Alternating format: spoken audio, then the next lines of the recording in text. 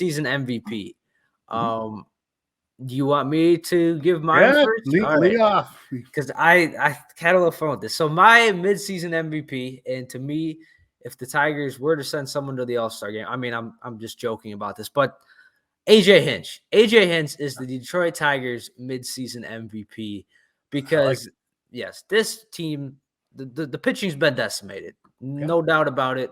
We look at the 5 guys that we kind of projected to be in this rotation, really haven't had any of them for an extended period of time. I mean, Michael Lorenzen has kind of been the horse in that rotation. And to see all these bullpen games, I think, weren't the Tigers like 6-0? They've won 6. They're undefeated. Yeah. Undefeated in bullpen games. Just the job he's been able to do managing these relievers, keeping the Tigers in games.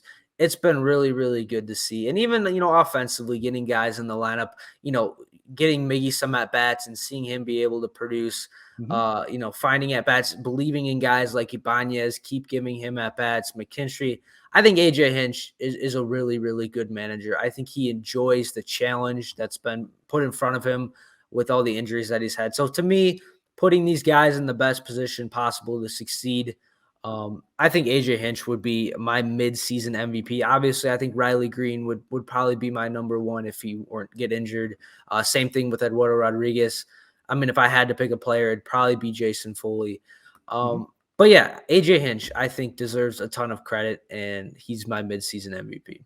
I like it. That's out of the box, and that makes a lot of sense, and you can put a good argument behind it. So yeah, I'll support you on that one. It is when you limit it to player, and you could probably put if you talk about Hinch, you could probably talk about Chris Fetter too, right? He's kind of right in his shadow, doing what he does best. But if we look at players, I was thinking about this today, just so again, if the best ability is availability. The Tigers haven't had a lot of availability this year. They've had a lot of guys miss time. And a lot of the players, and you mentioned a couple of them, who would be slam dunk MVPs if they hadn't gotten hurt and kept producing like they were. It would have been Riley Green, would have been Eduardo Rodriguez. And name, even Kerry Carpenter missed a lot of time, and other players, the pitching staff up and down.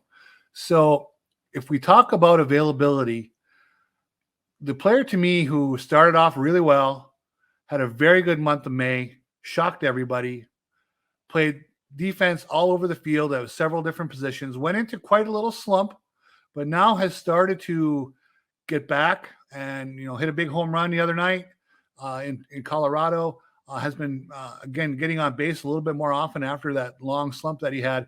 It's Zach McKinstry. And if you would have said that Zach McKinstry is going to be in the top 6 or 7 spots for MVP voting for this team at the half season, I would have said this team is dead and buried long ago, right? But he has actually been a useful player, a great move by Scott Harris at the end of spring training to bring in a player who is kind of that Swiss Army knife, can play anywhere on the field, has really surprised us with a small dose of power, a little bit of base running. I think he leads the team in stolen bases. And really, can spray the ball to the opposite field to get on base. I don't know where the team would be without him. He's helped them win several baseball games this year. And again, is he Riley Green? No. If Riley Green had played, 85% of the game so far, he wouldn't even sniff Riley Green for this. But Riley Green's been out, and Zach McKinstry's been on the field and helping them win. So I'll go with him.